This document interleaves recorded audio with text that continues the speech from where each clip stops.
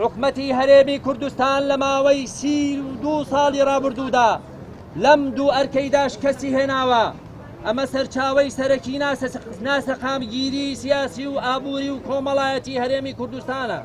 هەوڵی دابینکردنی موچە بەڕاستەوخۆ لەلایەن حکومەتی ناوەندەوە بنەمایەکی یاسایی و دیموکراتی هەیە.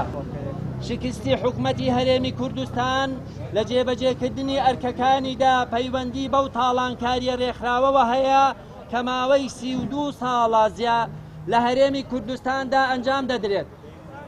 چارەسەری ڕیشەیش بۆ قەیرانە هەنووکەیی و دیارەکانی وەک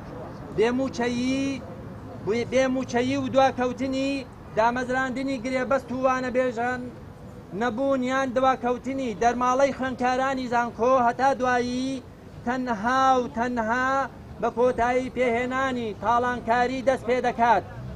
ئەوەش سەرچاوەی دروشمی چالاکیەکەی ئەمڕۆیە، وەستاندنی تاڵانکاری و بەرگری لە یەکسانی مرۆڤەکان. چوارەم، تاڵانکاری بە ئاشکرا و بە هێزێکی زۆر ئەنجام دەدرێت. بۆ کۆتایی پێهێنانیشی پێویستی بە هێزێکی ناوخۆیی و نێودەوڵەتی هەیە.